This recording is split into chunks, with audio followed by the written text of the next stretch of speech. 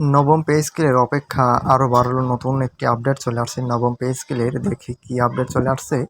নবম জাতীয় পে স্কেলের পূর্ণাঙ্গ বাস্তবায়নের জন্য সরকারি কর্মকর্তা কর্মচারীদের অপেক্ষা আরও বাড়ল।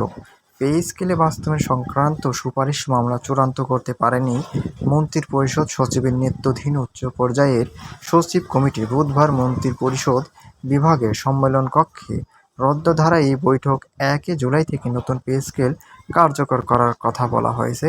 এখানে দেখেন, অর্থ বিভাগের সূত্রে জানা গেছে, প্রথম ধাপে মূল্য বেতন বৃদ্ধি এবং আগামী অর্থবছরে ২ ধাপে ন্যূনতম ভাতা সুযোগ সুবিধা কার্যকর করে প্রস্তাব নিয়ে আলোচনা চলছে।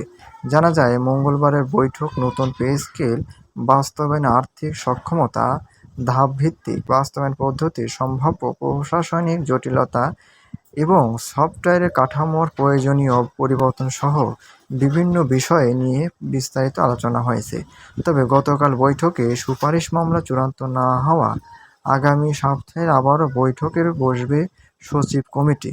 অর্থ বিভাগের একজন জ্যেষ্ঠ কর্মকর্তা যুগান্তরকে জানান, বাস্তবতা বিবেচনায় এমন একটি কাঠামো তৈরির চেষ্টা চলছে যাতে একদিকে সরকারি চাকরিজীবীদের বেতন বৃদ্ধি সুবিধা পান, অন্যদিকে সরকারের উপর অতিরিক্ত আর্থিক চাপ।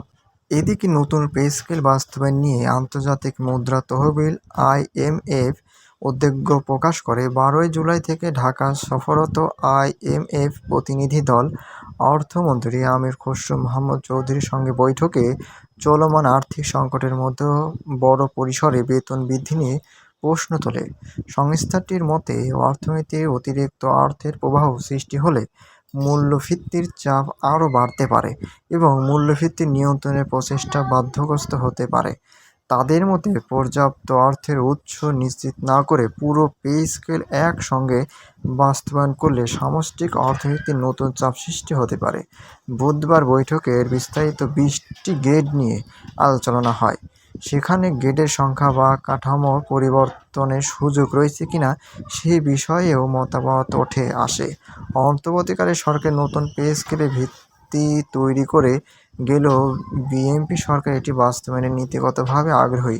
সেই লক্ষ্যে বাজেটও বেতন ভাতা বাবদ ৮৯,৮৩৬ কোটি টাকা বরাদ্দ রাখা হয়েছে। উল্লেখ্য, ২০২৫ সালে অন্তর্বর্তী সরকার সাবেক অর্থ সচিব জাকির আহমেদ খানের নেতৃত্বে জাতীয় বেতন কমিশন সরকারি কর্মকর্তা কর্মচারীদের বেতন ১০০ থেকে ১৪২% পর্যন্ত বৃদ্ধির সুপারিশ করে চলেছে।